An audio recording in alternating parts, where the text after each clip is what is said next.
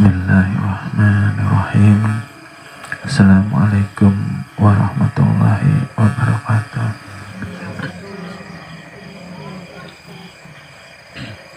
Bismillahirrahmanirrahim. Alhamdulillahi rabbil alamin. Wassalatu wassalamu ala asrofil anbiya'i wal mursalin Sayyidina Muhammadin wa ala alihi wa sahbihi ajma'in. Amma ba'du. Alhamdulillah, terima kasih kami sampaikan kepada Bapak Ibu, adik-adik yang dirahmati dan dimuliakannya Allah Subhanahu wa Ta'ala.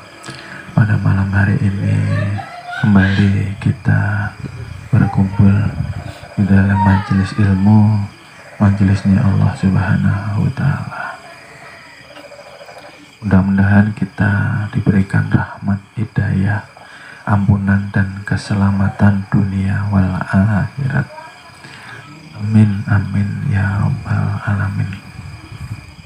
Salawat dan salam selalu kita aturkan kepada junjungan Nabi besar kita, Nabi yang kita muliakan dan kita rindukan, Nabi Muhammad Sallallahu Alaihi Wasallam. Alhamdulillah, terima kasih sekali lagi kami ucapkan pada Bapak Ibu, adik-adik yang dirahmati dan dimuliakannya Allah Subhanahu wa Ta'ala, yang telah meluangkan waktu hadir di dalam majelis ilmu pada malam hari ini. Baik Bapak Ibu, kita sambung kembali kajian malam ini, masih menyambung daripada kajian bab minggu lalu. Masih ada yang ingat Bapak Ibu kajian minggu yang lalu? Bab apa? Bab zikir. Okay, masih ingat ya Bu? Bagaimana kita ini sudah sekian lama mengkaji, mempelajari ilmu kenal diri, mengkaji ilmu Awaluddin Ma'rifatullah sebagai pondasi daripada dasar beragama.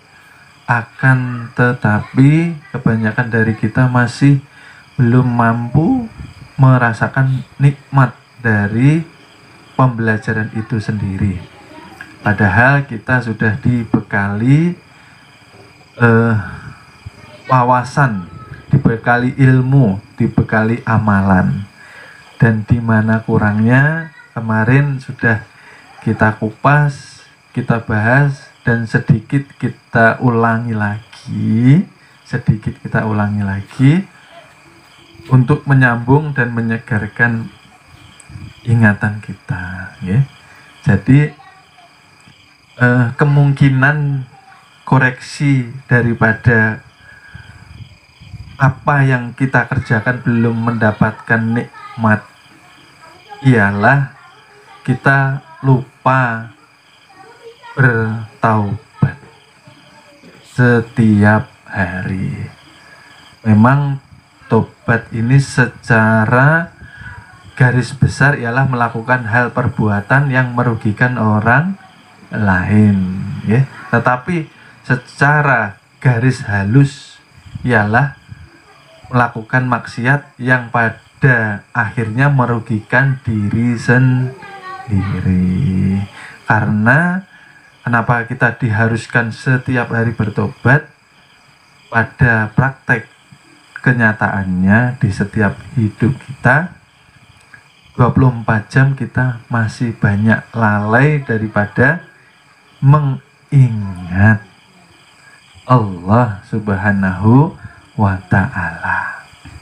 Mengingat melalui setiap hembusan nafas kita, mengingat di setiap denyutan jantung kita, di setiap gerak daripada kolbu kita. Akhirnya yang terjadi dikatakan kita ini lalai.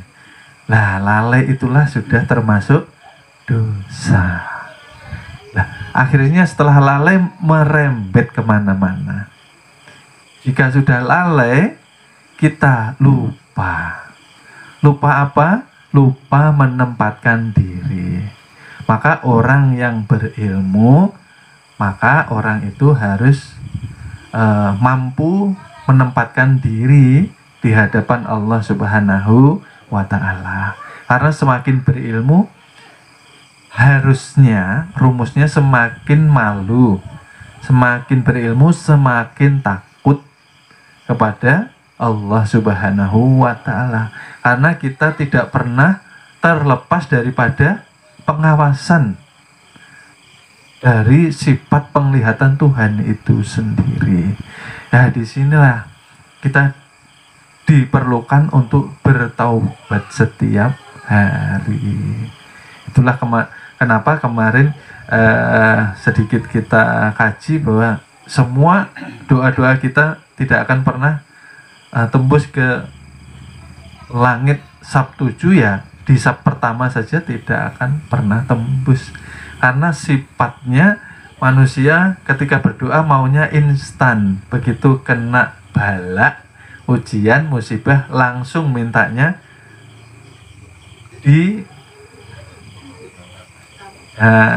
dicabut, dihilangkan, dibantu, ditolong.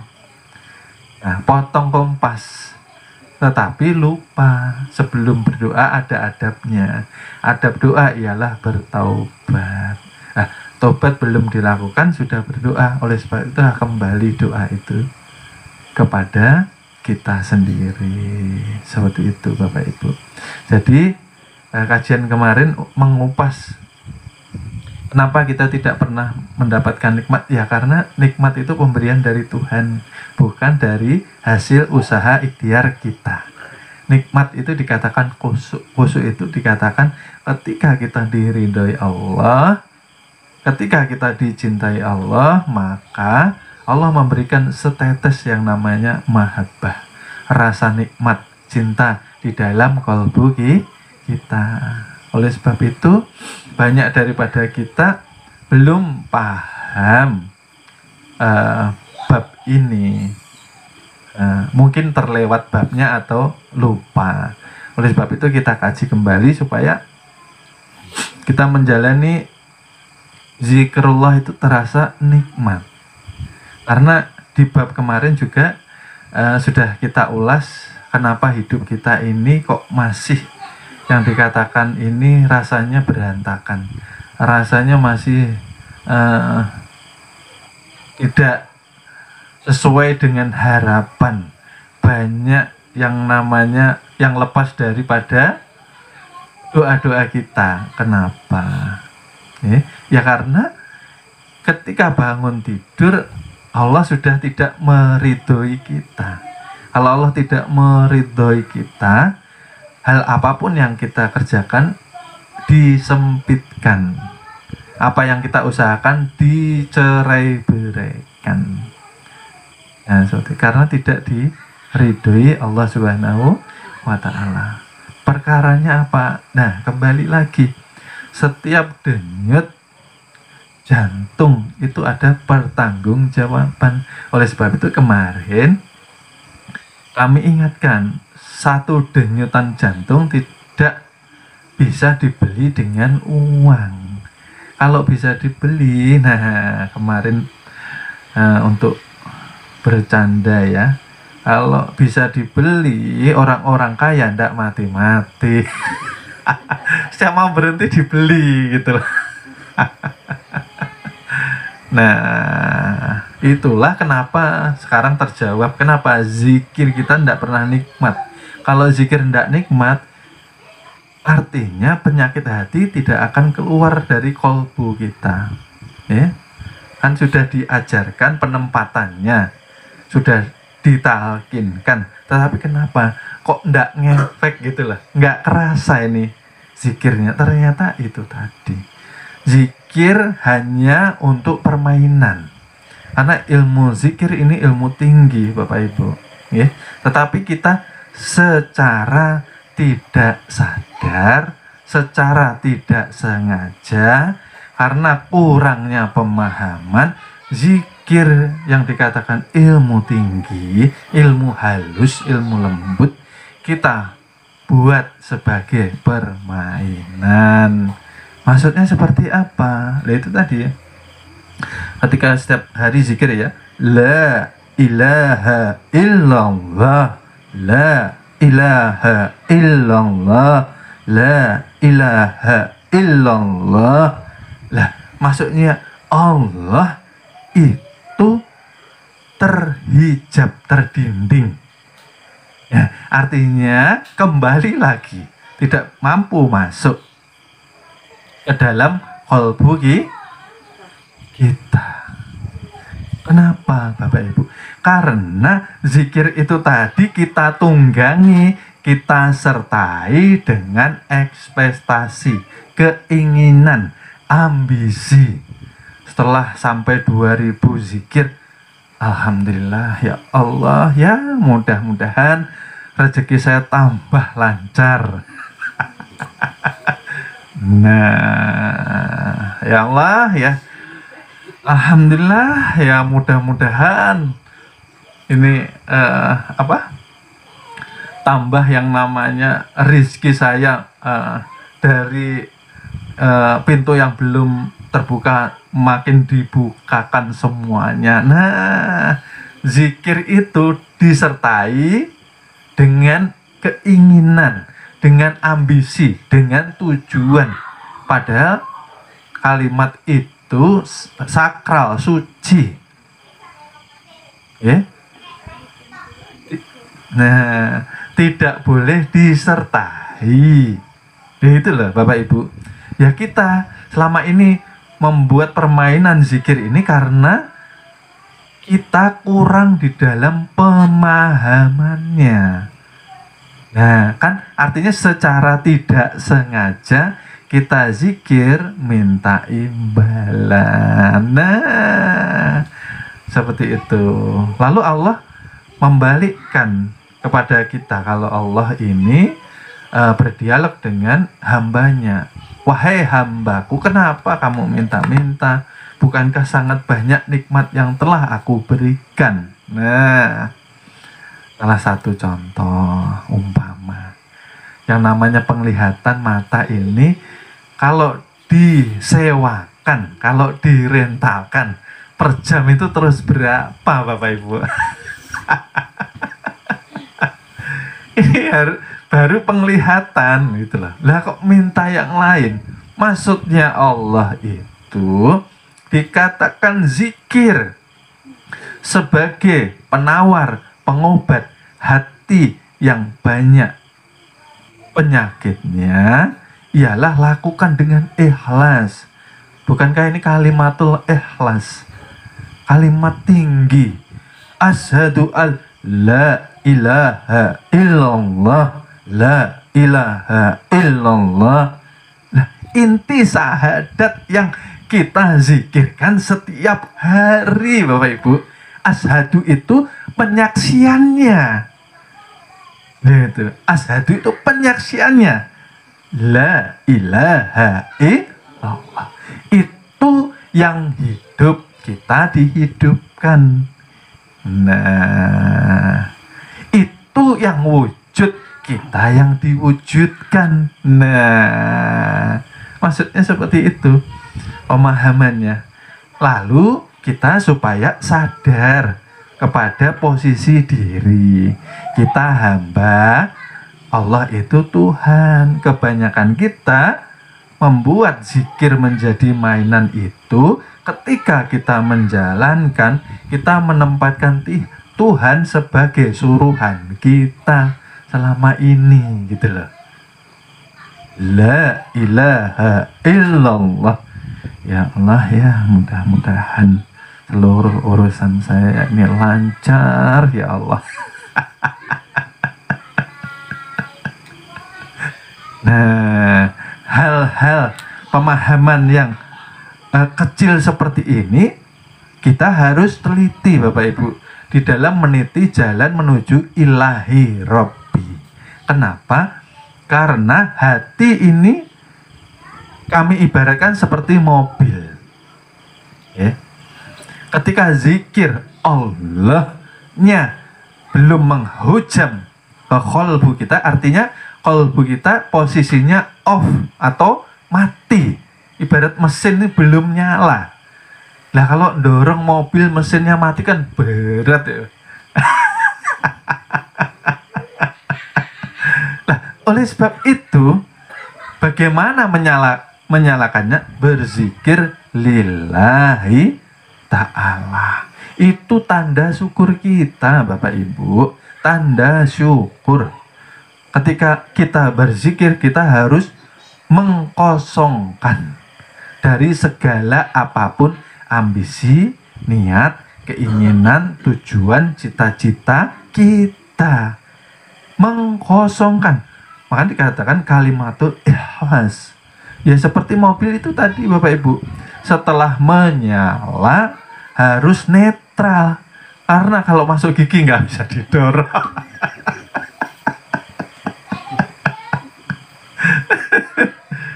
Seperti itu Bapak Ibu. Nah, maka ketika zikir ini tidak masuk ke dalam kolbu, maka konsekuensi atau akibatnya Allah akan menambah penyakit hati kita Bapak Ibu. Oleh sebab itulah selama ini ibadah kita ini serasa sia-sia, tidak ada nikmatnya sama sekali itu Bapak Ibu. Ya? Karena ya itu tadi, secara tidak langsung tanpa kita sadari, seluruh ibadah kita tunggangi dengan keinginan, ambisi, cita-cita, maksud tertentu yang kita harapkan Allah mengabulkannya. Allah itu bukan pembantu. Nah, selama ini kita sering mendikte, menyuruh tanpa kita sadari. Nah, seperti itu. Oleh sebab itu malam ini kita lanjut kajian yang berhubungan dengan kajian kemarin, bahwa kajian malam ini bagaimana kita menuju ketakwaan kepada Allah Subhanahu wa Ta'ala secara sempurna, dengan harapan dan tujuan kita berpulang ke rahmatullah dengan husnul khotimah. Ya, almarhum bukan almarhum. Almarhum pulang ini dirahmati, dicintai, dinanti, dirindukan. Nah, kan senang ya Pak Ibu. Kayak nenek kemarin pulang ke Banjar. Nah, saudara-saudaranya senang, dirindukan, dikangeni ya Nek ya. Karena dicintai. Nah, gitu. Tapi kalau pulang ya membawa masalah, nah seperti itulah kita. Negeri akhirat yang kita cintai, tapi pada kenyataannya banyak yang takut pulang. Nah, takut dengan yang namanya maut, takut yang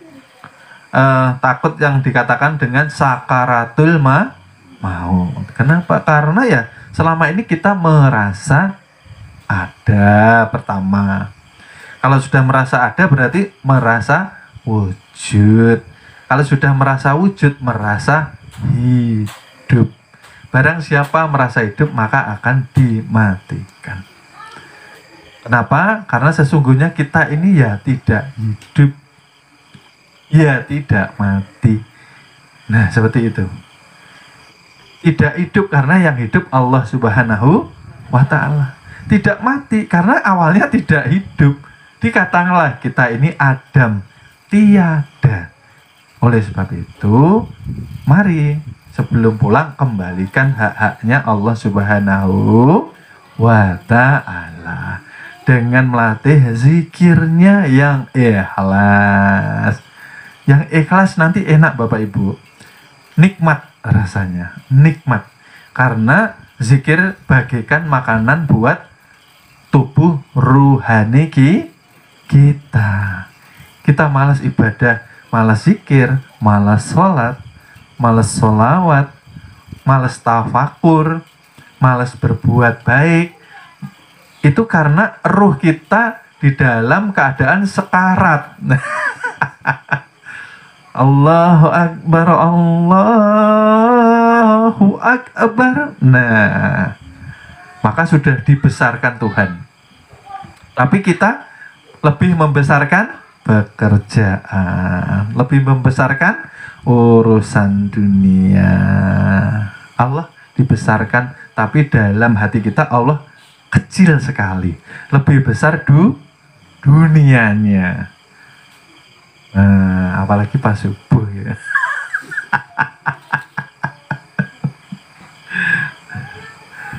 Naumnya kepanjangan masalahnya. Kalau di Arab kan pendek. Nah, seperti itu ya. Karena keadaan ruh kita sedang kritis Bapak Ibu. Makanya ibadah perlu dipaksa. Sholat tahajud perlu dipaksa. Ya karena tanpa kita sadari ruh kita selama ini ternyata kekurangan bahan makanan. Tidak kita hiraukan. Kebanyakan orang yang diperhatikan kan jasad fisik, makanan, ya, sampai kuliner kemana-mana. Ruhnya diabaikan. Nah itu. Akhirnya tidur susah, ya, perasaan gelisah, hati takut, khawatir, was-was. Kenapa?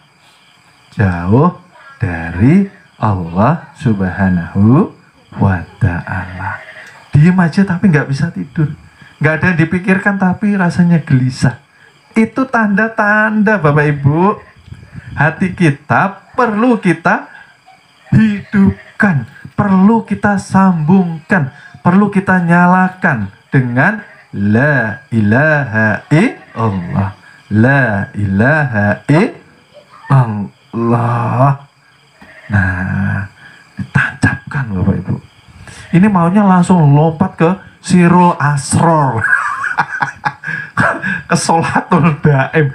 Lah urusan torekohnya, urusan pembersihan hatinya belum beres Bapak Ibu. Ya Allah, ya Rabbi, perlu tahapan yang harus berurutan. Tidak bisa langsung meloncat seperti itu. Syariatnya dulu dikuati, 5 waktunya dicukupi, ditegakkan. Yang tadinya seminggu 2 kali, ya terus ditingkatkan sampai seminggu full. Seperti itu. Namanya belajar menuju kepada Tuhan. Terkadang perlu dipaksa di awal. Karena apa? Yang membuat ruwet hidup kita, ya kita sendiri Bapak Ibu. Contohnya, hidup kita ruwet, banyak masalah, banyak ujian, banyak cobaan, tapi kita merasa berat, kadang putus asa, kadang depresi, karena kita disempitkan hati kita ketika Allah memberikan ujian dan cobaan. Beda ketika kita diuji, dicoba, tapi Allah melapangkan hati kita. Beda Bapak Ibu. Itu bedanya. Oleh sebab itu, ya mari gitu loh, hidupkan hati, nyalakan, hubungkan, tawajuh, menghubungkan kepada Allah Subhanahu wa Ta'ala. Ini karena kita sudah mengetahui rahasia insan bahwa kita sebagai penanggung rahasia Tuhan, di mana la maujud bihaqi. Ya ini orangnya. Kalau sudah tahu, berarti sudah dikatakan berilmu. Kalau sudah dikatakan berilmu, harus tumbuh rasa malu. Sama siapa? Sama Tuhan. Kalau sudah tumbuh malu sama Tuhan, tidak pernah kita sendirian. Seperti itu. Kalau jadi imam masjid, bacaannya panjang. Lah kalau sendirian di rumah lah, qul huwallahu ahad. Ya seperti itu. tidak pernah kita terlepas dari pengawasan Tuhan. Kenapa? Karena sifat penglihatan ini milik Tuhan. Kita hanya ikut diizinkan untuk melihat. Artinya apa? Yang memperlihatkan kita semua sifat Tuhan ini ya Allah Subhanahu wa ta'ala, Bapak Ibu. Itulah kita kurangnya bersyukur, melihat ke atas tanpa melihat ke dalam. Bukan ke bawah, ke dalam. Ke dalam apa? Syukuri yang Allah beri nikmat. Bersyukur dulu, itu poinnya. Sebelum berdoa, bersyukur gitu loh. Oke? Kalaupun berdoa dikabulkan, bukan Allah menuruti keinginan kita. Karena memang sudah waktunya. Sampai pada titiknya itu menjadi rezeki kita. Bukan berarti Allah mengikuti, mengabulkan apa yang kita kehendaki. Ya Allah. Tidak pernah Bapak Ibu. Makhluk manusia yang mengikuti Tuhannya. Artinya kemarin sudah dibahas bahwa doa pun kalau kita rinci, keluarnya doa dari niat, keluarnya niat dari qalbu, ya, atau daripada hati yang digerakkan dengan ruh digerakkan dengan sir. Artinya yaitu perjalanan manusia sebetulnya. Tapi kita belum paham. Di titik itu kita merasa ada. Makanya kita merasa berdoa, ada hamba, ada Tuhan. Nah, di titik puncak tidak ada hamba, yang ada hanya Tuhan. Karena tiada yang wujud, hakikatnya seluruhnya ialah wujud daripada Allah Subhanahu wa ta'ala. Itulah. Ya Allah. Karena sifat ini wujudnya daripada zat. Zat perlu disifati supaya mampu dikenal. Oleh sebab itu kemarin sudah sering kali kita bahas bahwa gelas ini supaya terlihat kacanya perlu dibentuk. Nah, butiran kaca tadi dikatakan zat, dibentuk menjadi sifat. Akhirnya ada namanya, bisa dinamai. Paham ya Bapak Ibu?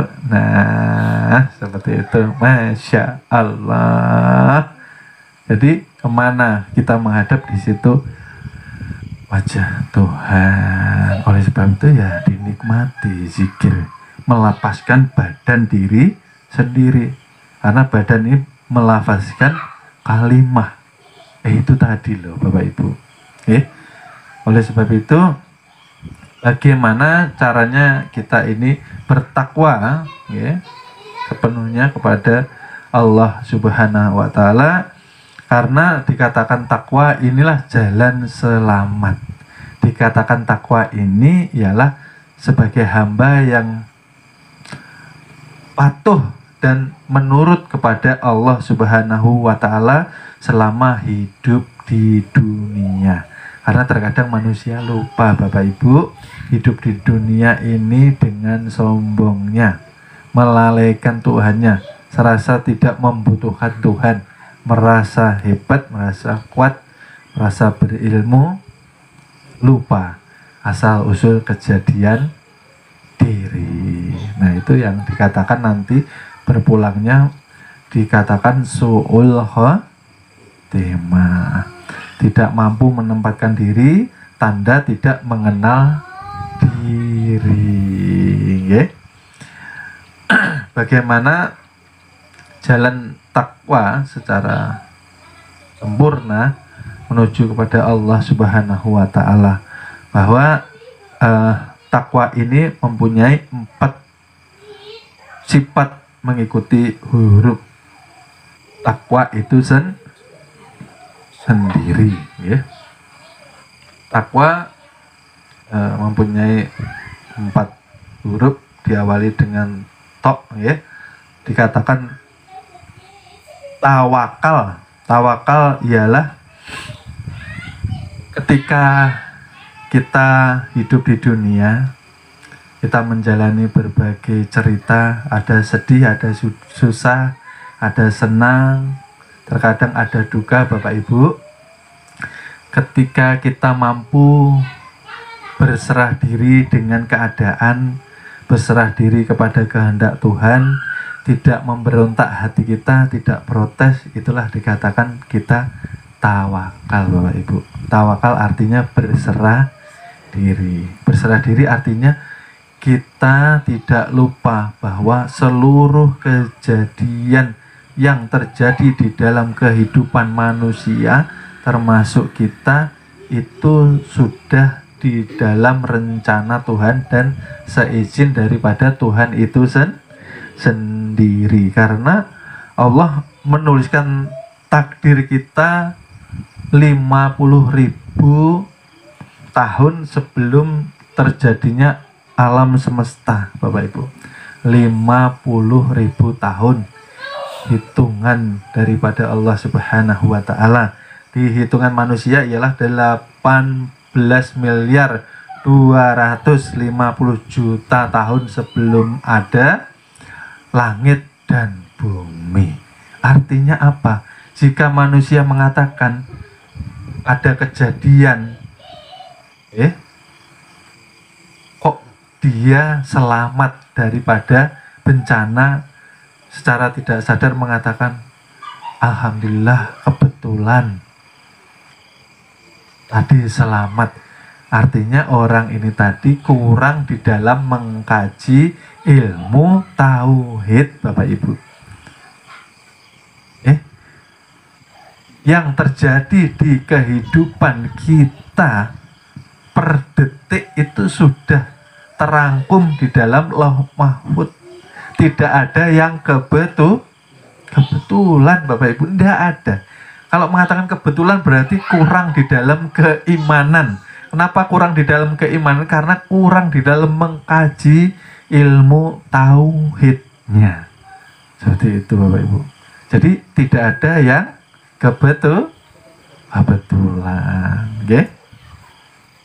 Artinya kalau sudah tidak ada yang kebetulan, harusnya apapun yang terjadi kita ikhlas, tidak memberontak kepada Tuhan. Okay?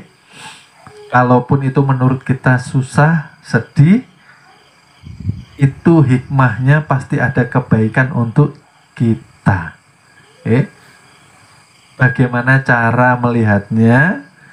Cara melihat dari sisi tauhid Bapak Ibu.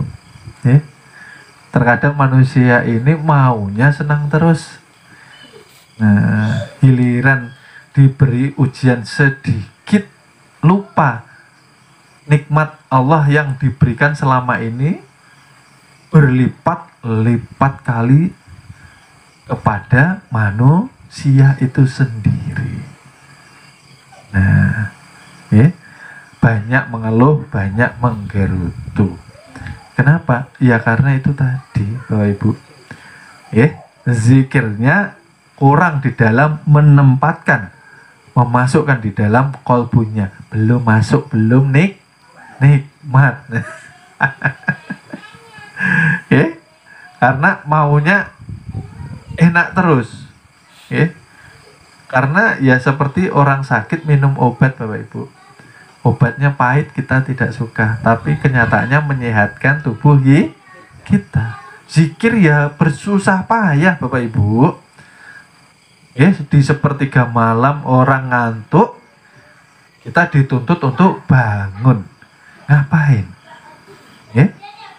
Sholat sunnah, tahajud, sholat taubat, alhamdulillah. Lanjutnya zikir, gitulah. Karena dunia bukan untuk memperbanyak tidur. Semakin berilmu maka harus semakin mengurangi istirahat kita. Memang secara kedokteran kurang tidur sakit. Karena kedokteran pakai logika. Kalau kita memakai rasa. Dan rasa terhubung dengan ilmu ketuhanan. Kenapa para guru-guru kita, para ahli tasawuf, ahli makrifat kurang tidur tapi sehat? Karena di dalam kurangnya tidur, tubuh, jasad, dan ruh terhubung dengan sumber daripada energi, sumber dari pemilik kesehatan itu sendiri. Bagaimana mau sakit, Bu? La ilaha illallah, la ilaha illallah, la ilaha illallah. Terhubung, tawajuh kepada Tuhan yang menghidupkan kita, yang menyembuhkan kita, yang menyehatkan kita. Tidak menutup kemungkinan Bapak Ibu. Mau tidak percaya, dikatakan itu karomah, dikatakan itu hadiah daripada Allah. Karena saking sayangnya kepada kita, tiap malam mau menyisihkan istirahatnya untuk bermesra-mesraan dengan tuh penyakit itu. Nah, dengan kehendak Tuhan, dengan syafaatnya Rasulullah, penyakit itu hilang Bapak Ibu, tanpa diminta. Karena karena tidak ada yang menandingi karomah istiqomah. Tidak apa-apa Bapak Ibu, walaupun zikirnya sedikit, cuma 5.000 saja, tidak apa-apa. Yang penting loh, malam, cepet aja Ibu, tidak apa-apa. Yang penting istiqomah, nikmat Bapak Ibu. Kalau sudah kita mengucapkan, hilang yang namanya kesusahan, masalah, kesulitan. Karena nantinya paginya insya Allah Allah ganti dengan kebaikan dunia. Asal ikhlas Bapak Ibu, asal ikhlas. Ada juga yang WA saya, ada yang bertanya, saya ini loh belajar sudah berapa tahun kok masih gini-gini aja. Nah, kita koreksi sekarang bagaimana amaliyahnya. Ternyata amaliyahnya masih diiringi dengan kehendak dan keinginan serta ambisi serta cita-cita. Menjalankan ilmu ini harapannya masalahnya selesai, harapannya rezekinya meningkat, harapannya dan lain-lainnya. Ilmu ketuhanan bukan untuk mencari itu semua Bapak Ibu. Akan tetapi, nah ini yang perlu digarisbawahi. Ketika kita sudah mesra dengan Allah Subhanahu wa Ta'ala, maka Allah ridha, Allah sayang kepada kita, maka selesai semua urusan kita di dunia. Nah ini lah Bu, kita tidak minta, tapi ya namanya yang sudah sayang. Kalau sudah dekat dikatakan Habibu, bukan secara nasab. Nasab itu pakai darah, harus pakai tes DNA. Tuh baru jelas Habib asli. Nah gitu. Ini Habib secara ilmu, gitu loh. Dikatakan bahwa siapa yang setiap hari terhubung dengan Tuhannya, dikatakanlah dia itu kekasihnya Allah Subhanahu. Kenapa? Karena yang terhubung itu bukan kita, melainkan rasa dikatakanlah itu Rasul. Rasul itulah utusan Allah.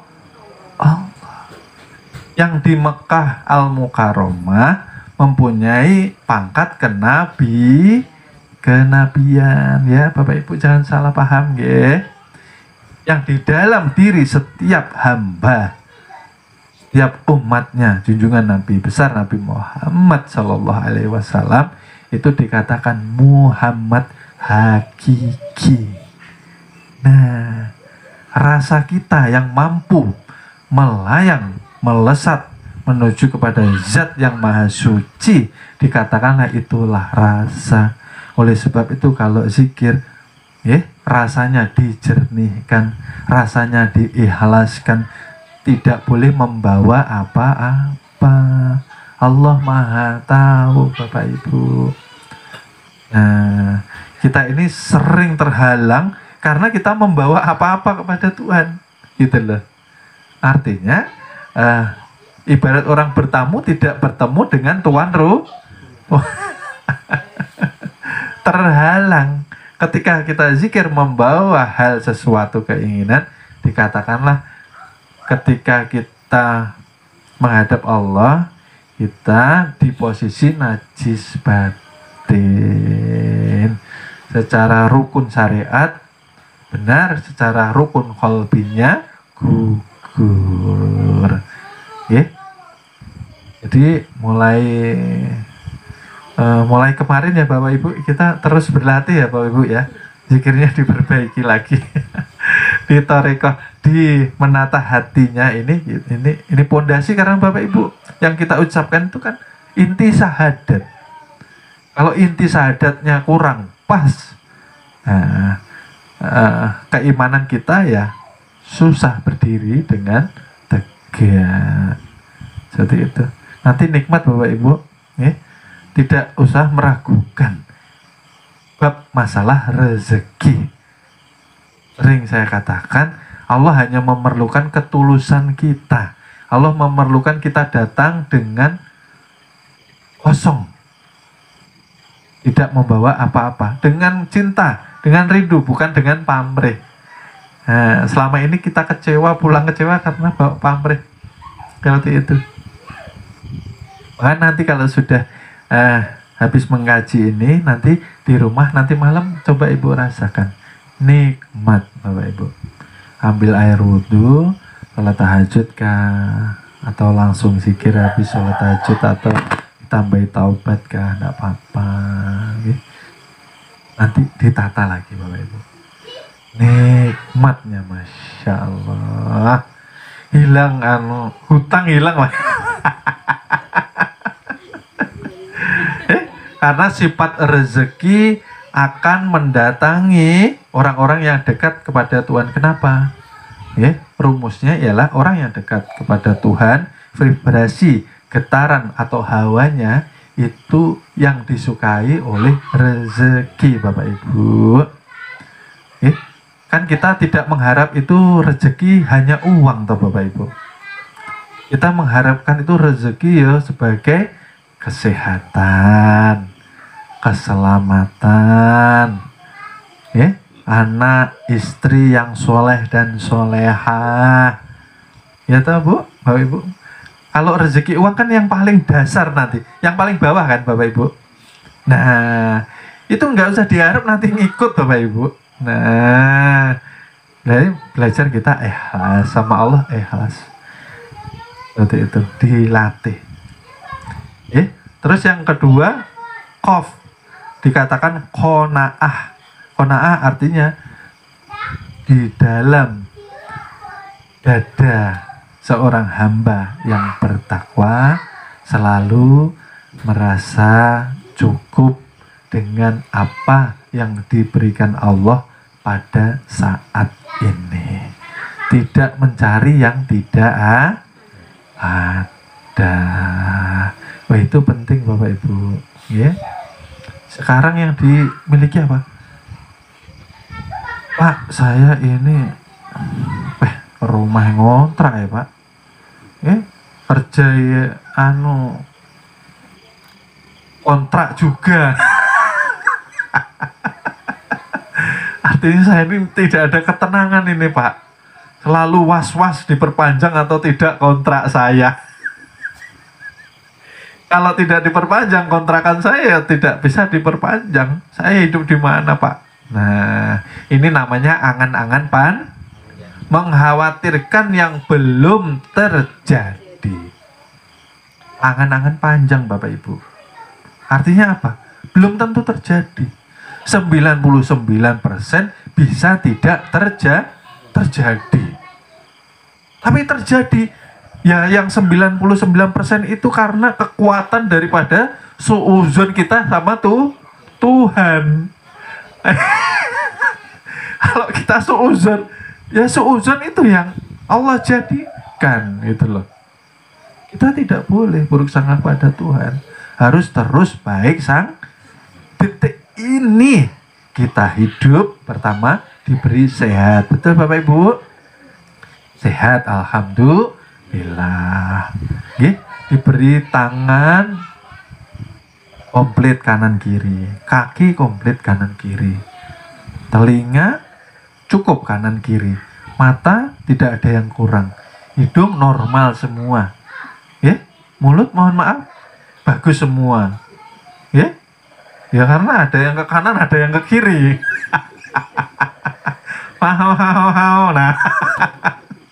Nah, kita sudah diberi, Masya Allah, banyak nikmat. Yang pertama kita lakukan harus banyak bersyukur dulu, Bapak Ibu, syukur dulu, bersyukur, banyakin syukur dulu, gitu loh kuncinya. Oleh sebab itu kalau kita memperbanyak syukur, kita ibadah lapang hati kita, Bapak Ibu, tidak minta apa-apa. Ya Allah, saya bersyukur padamu ya Allah, inilah rasa syukurku, aku wujudkan dengan ibadah kepadamu, dengan zikir kepadamu. Supaya apa zikir? Masih ingat Bapak Ibu, pada inti daripada zikir membangunkan kesadaran kita. Kita ini seperti orang mati Bapak Ibu. Nanti ketika dikubur kita baru bangun dari tidur. Kenapa? Karena dilihatkan semua dosa-dosa kita. Itu loh. Kenapa sekarang kita lupa? Karena hati kita mati. Kita melakukan dosa hari ini, besok lupa lagi. Karena besok lupa, bikin dosa lagi. Numpuk Bapak Ibu. Gitu loh. Lah, mata batin kolbu kita terhijab karena banyaknya dosa. Tidak ada takut-takutnya.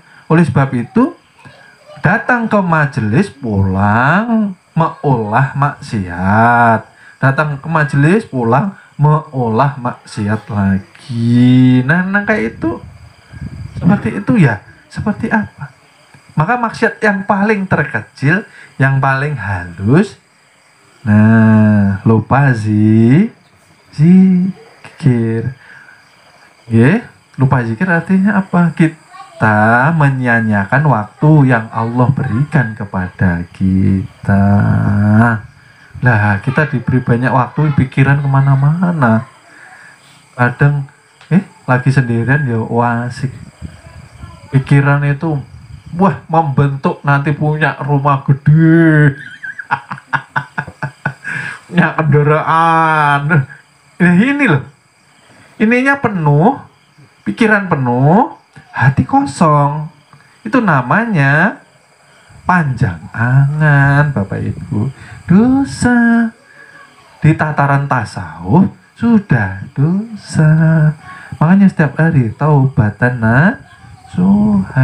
makanya zikir itu tujuannya menghidupkan, menyadarkan siapa diri kita. Kalau sudah sadar, ya harus bisa menempatkan diri. Kita ini selalu dibersamai Tuhan, harus malu gitu loh. Maksudnya kan seperti itu. Simple, sederhana sebetulnya. Cuman kitanya yang sering lalai. Seperti itu. Mengkaji ilmu tuh tinggi-tinggi, prakteknya kosong. Nah, tidak ada amaliyahnya. Mengkaji ilmu tinggi, beramaliyah, tetapi terpeleset juga. Karena ditunggangi, dibarengi, disertai dengan keinginan. Nah, seperti itu. Paham ya Bapak Ibu?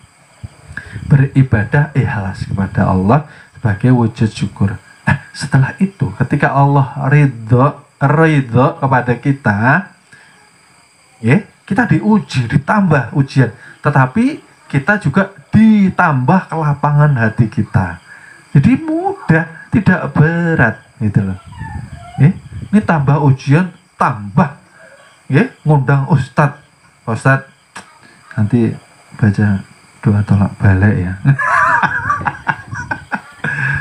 Tolak balak ini ada ditolak ya, kita yang tahu ya diam, namanya menghormati keyakinan masing-masing, tidak boleh kita menyalahnyalahkan. Diam saja Bapak Ibu, diam, tidak boleh komentar, tidak boleh menyalahkan, cukup tahu itulah.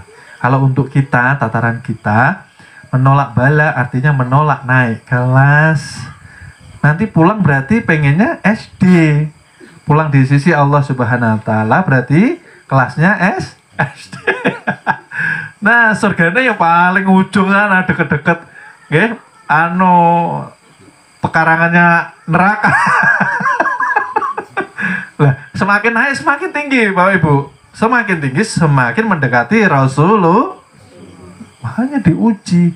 Siapa beriman pasti diuji supaya naik. Makanya kemarin saya ulangi lagi, kita aja punya anak, kalau anak kita ulangan kita seneng. Wah, ini mau naik kelas. Nah, lah ini kita diuji kok.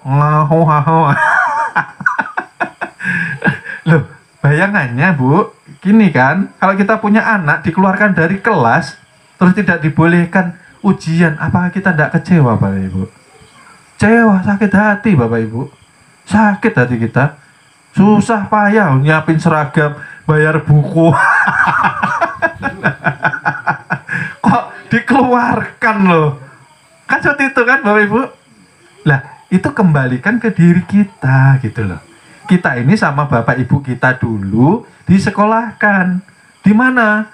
Di ilmu agama. Dibekali, nak belajar agama yang benar.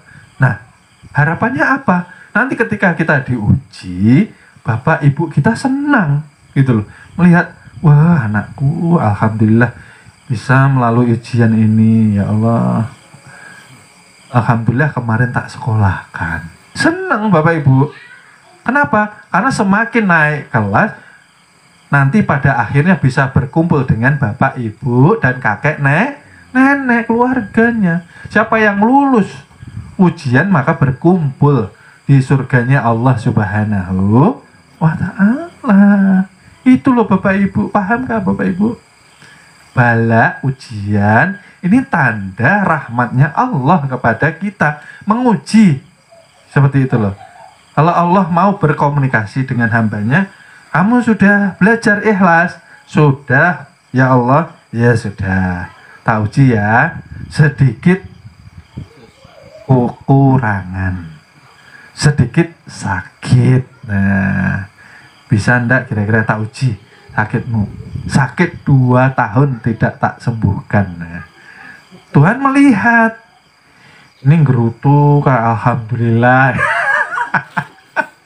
Ini setiap berobat mintanya sembuh terus.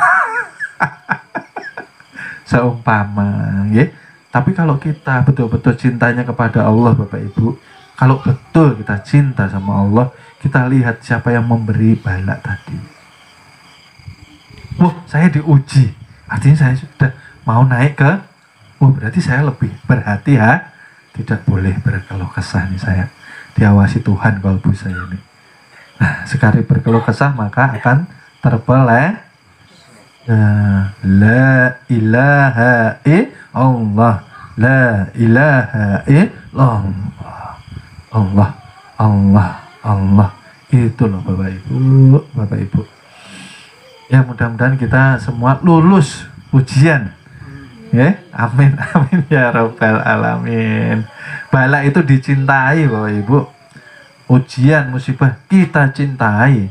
Ya, memang beda cara pandang kita, ya. Seperti itu. Lalu yang ketiga ialah huruf waw. Waw itu warok. Warok itu menjaga diri, menjauhkan diri daripada maksiat, daripada dosa, daripada perbuatan subhat, Bapak Ibu. Artinya kalau kita bertakwa, ciri khasnya kita pasti menjaga perbuatan tubuh kita. Contohnya ucapan, ya.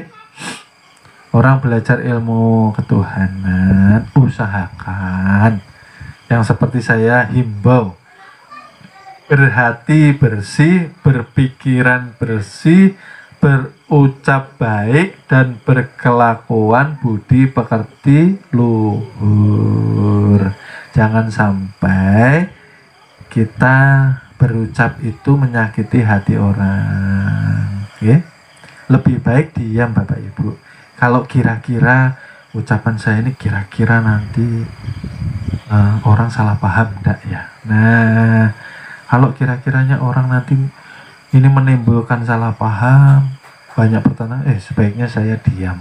Lah, itu mempunyai sifat warok sudah.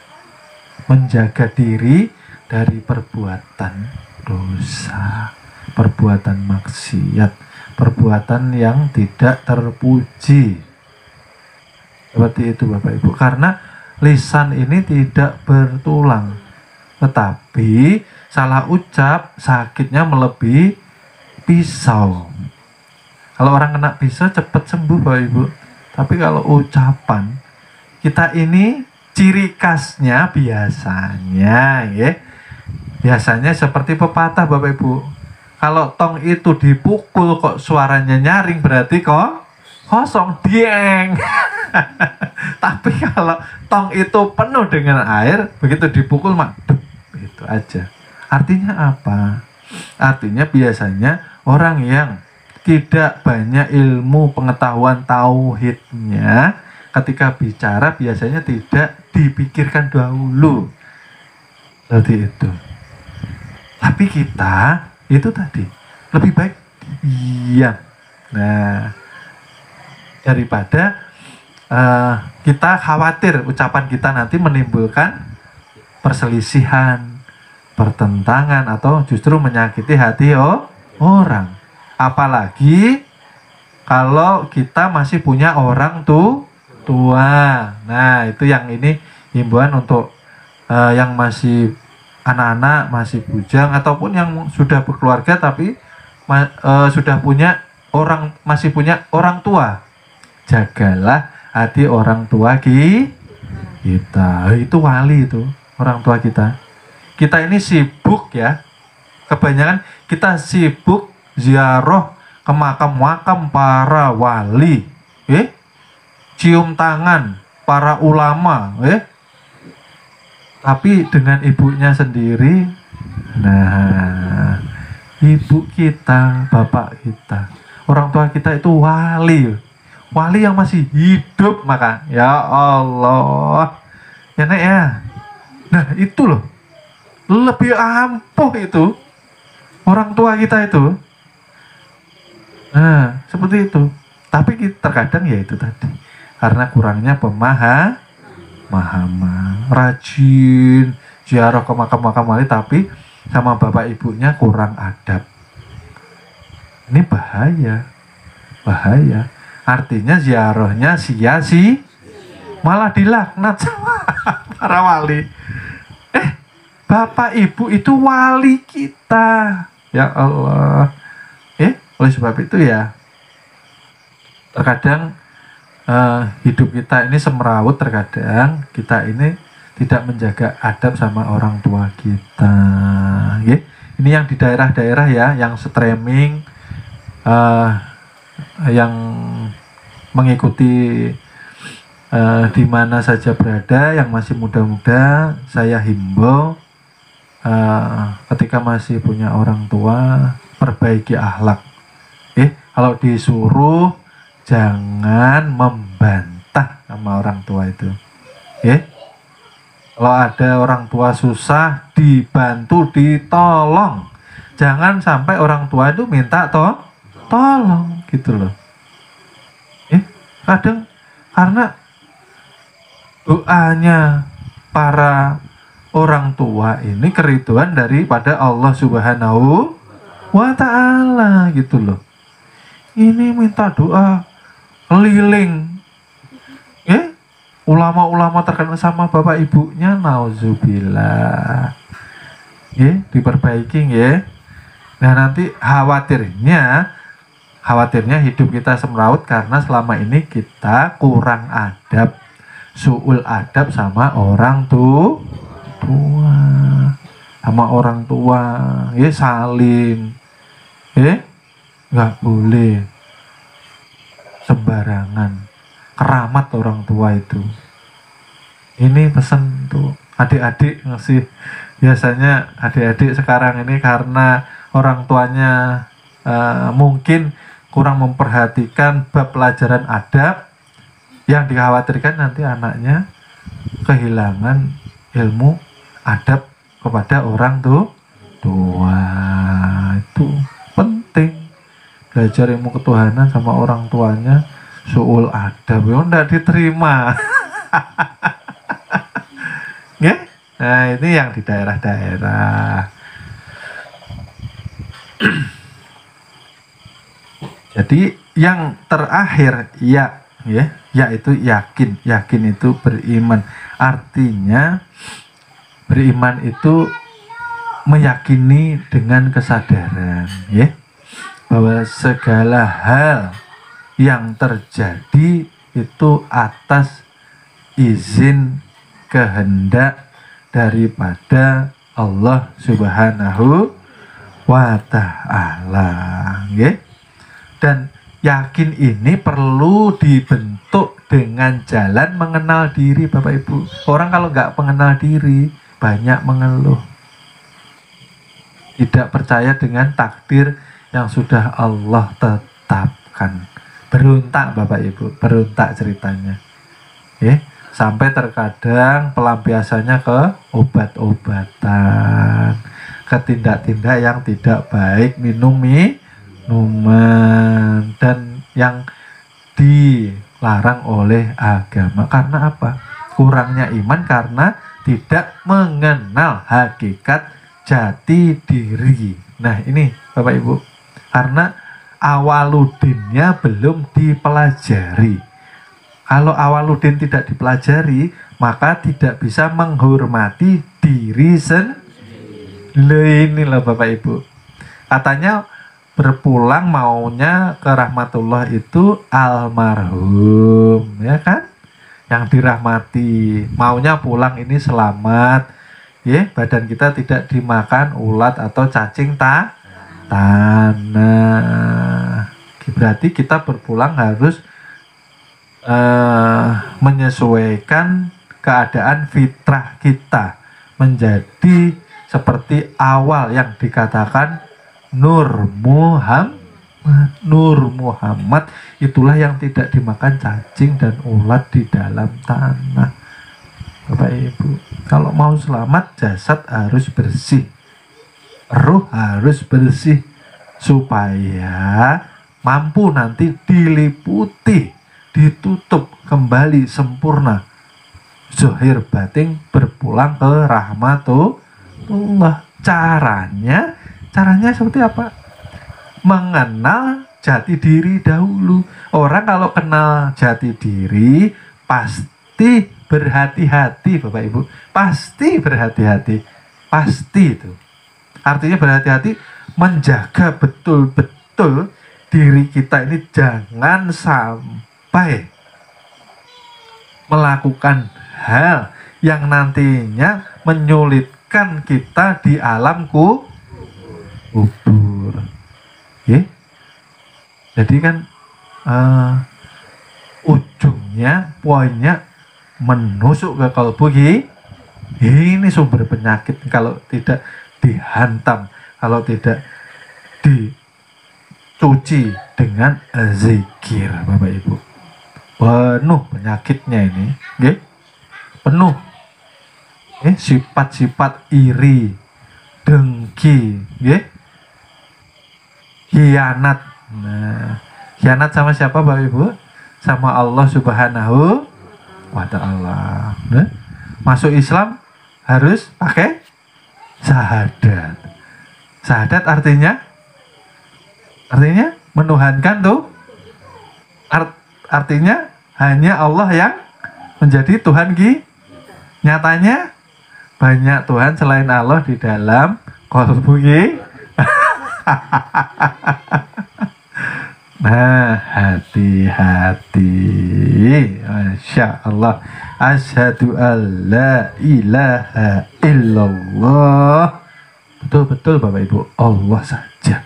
Allah. Jangan banyak gambaran dunia di kalbu nanti pulang itu loh Bapak Ibu. Kalau kebanyakan gambaran dunia, kita pulang ini malas. Malas Bapak Ibu. Makanya doanya, mudah-mudahan ya Allah panjang umurku, lancar rezekiku, selamat badanku, dijauhkan dari mara bahaya. Loh, maunya kayak gitu terus. Maka umurnya umat Nabi mengatakan antara 50 dan 60 tahun. Rasul berpulang umur 63 tahun.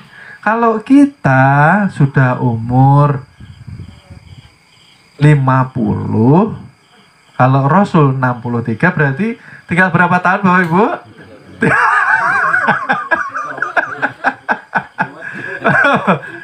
Artinya kita hidup ini di umur-umur yang rawan Bapak Ibu.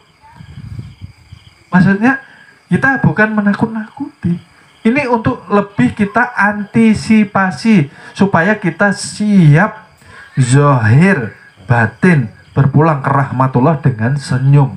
Ya Allah, saya siap, saya ridha ya Allah. Alhamdulillah, dengan senang hati, dengan ikhlas. Ini yang saya nanti-nanti. Karena orang yang beriman, orang yang merindukan pertemuannya dengan Tuhan. Lah, kenapa kita takut? Nah, kita ini pulang menemui yang kita cintai katanya. Loh, katanya, tapi panjangkan umurku ya Allah. Panjang terus itu loh. Ya? Artinya apa? Ini himbauan, bukan waktunya lagi kita bermain-main Bapak Ibu. Ya Allah, ya Robbi, dunia ini permainan sendau gurau fata morgana. Nanti anak kita, cucu kita, suami kita, istri kita tidak akan bisa menolong kita ketika kita masuk ke liang lahat. Apalagi yang tidak bisa menolong Bapak Ibu? Selain keluarga tadi, jabatan kita, jabatan sudah Menteri Pertahanan, nah tetap ya dipukuli kalau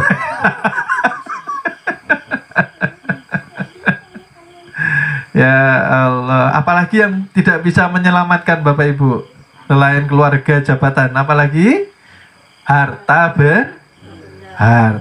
benda, ya. Justru itu yang membahayakan kalau kita tidak bisa amanah. Oleh sebab itu diajari kita di agama itu zakat dan sedekah. Untuk apa? Untuk persiapan nanti kita pulang, gitu loh. Pulang itu yang dilepaskan bukan harta loh Bapak Ibu, keluarga. Ya, anak istri yang kita cintai di dunia ini. Loh, jabatan kita, pekerjaan kita. Yang lebih berharga lagi apa menurut kita? Badan, fisik. Loh, lah kalau kita cintanya ini tidak mencintai Tuhan, berarti menuhankan, yaitu tadi loh Bapak Ibu. Menuhankan anak, istri, suami, jabatan, harta, itu nanti yang menjadi sekarat pada kita, kesakitan. Itu loh Bapak Ibu. Bukankah disuruh melepas loh Bapak Ibu? Ya sedikit-sedikit. Nggih, kita sudah umur 40, 50, usahakan keluarkan cinta. Jangan terlalu-lalu mencintai apapun itu selain Allah dan Rasulullah. Cintai zikir kita, cintai ibadah kita. Itu nanti yang menyertai kita. Cintai ilmu kita yang menjadi penerang nanti di alam kubur kita, Bapak Ibu. Ya Allah ya Rabbi. Seperti supaya kita tidak kehilangan arah. Loh, hidup sudah mendekati loh. Waktunya dapat tiket pulang kampung lah. Malah dikasihkan temennya. Duluan aja sampai.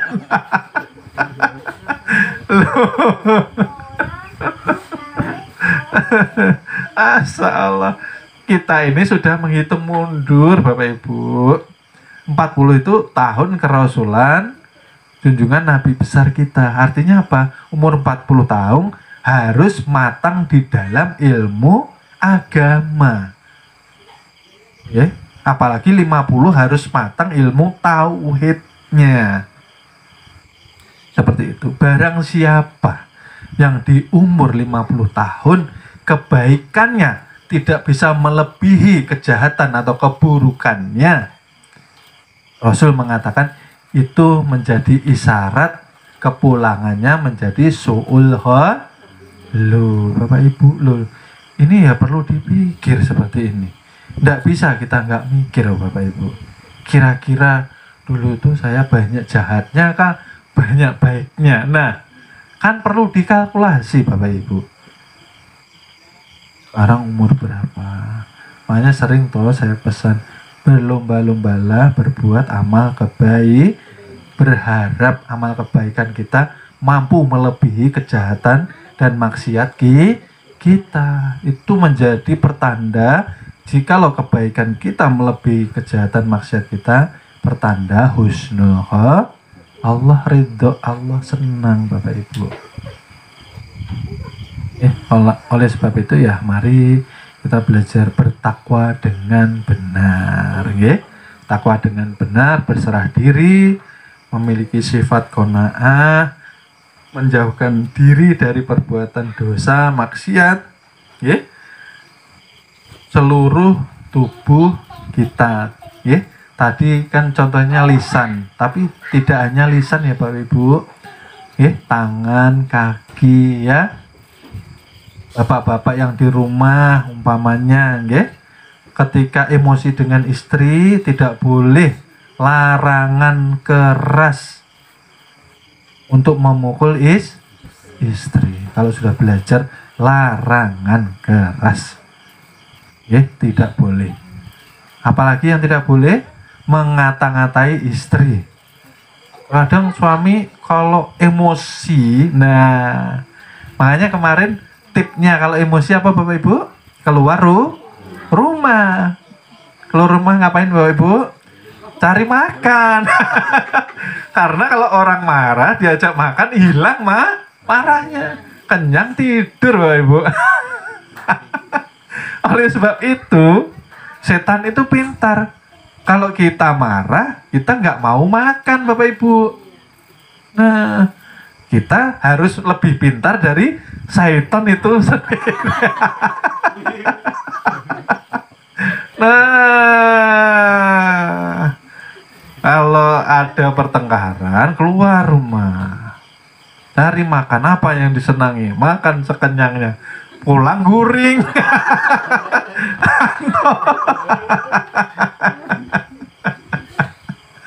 Nah, itu loh Bapak Ibu lah. Ya bukan suami saja, istri pun saya harap ya sama-sama keluarga itu, nggih. Jangan sampai kebun binatang kehilangan binatangnya. Nah, kalau orang mana diborong itu ada jerapah, ada macam-macam. Ya Allah, ya Rabbi. Ya, Jadi dijaga betul-betul ya Allah ya Rabbi, saling mengingatkan. Karena berkeluarga itu bukan bersenang-senang loh Bapak Ibu. Berat, berkeluarga itu ibadah. Kalau seorang kepala rumah tangga tidak mampu menuntun istri dan keluarganya menuju keselamatan, menuju kepada keridhaan Allah Subhanahu wa taala, tidak mampu menyelamatkan keluarganya dari api neraka yang dituntut suaminya. Hati-hati. Istri pun ya seperti itu. Kalau istrinya yang lebih dahulu tahu, ya diharapkan membimbing suami pelan-pelan. Karena ini ilmu pasti Bapak Ibu. Dikatakan pasti seperti apa? Awaludin itu pondasi gitu loh. Kalau tidak mau belajar awaludin, artinya tidak mau mengenal diri. Itu dikatakan yang sebenarnya sombong hakiki. Sombong hakiki itu apa? Kalau tidak mau mengenal Allah, artinya tidak mengetahui jati diri. Kalau tidak tahu jati diri, tidak bisa menempatkan walaupun mohon maaf 5 waktunya rajin, ngajinya rajin. Lah, tapi arahnya kemana? Kalau dia yang masih merasa sholat, bukankah tertolak secara hakikat? Secara qalbu gugur karena merasa bisa merasa berarti punya kuat, mempunyai kekuatan, mempunyai wujud, merasa bisa loh itu loh Bapak Ibu. Saya harap dijaga tubuhnya daripada maksiat seluruhnya dan menjaga keyakinan kita dengan mengenal diri supaya kita mampu menempatkan diri kita selamat dunia dan akhirat. Amin, amin ya Rabbal alamin. Dan mudah-mudahan setelah kita kaji, nanti setelah pulang zikir kita bisa ikhlas ya Bapak Ibu ya. Jangan lagi kita bermain-main dengan ilmu zikir, karena nanti kembali akibatnya kepada diri kita yang ikhlas zikir. Mungkin cukup sekian kajian malam ini karena terbatas waktu. Kami sebelumnya mohon maaf, mohon ridhonya dunia akhirat apabila masih banyak kesalahan kekurangan di dalam menyampaikan amanah ilmu ini, karena kebenaran hanya milik Allah Subhanahu wa ta'ala. Mohon ridhonya. Fakir ilmu berpamitan. Terima kasih. Kami cukupkan sekian. Mudah-mudahan bermanfaat dunia wal akhirat. Wassalamualaikum warahmatullahi wabarakatuh.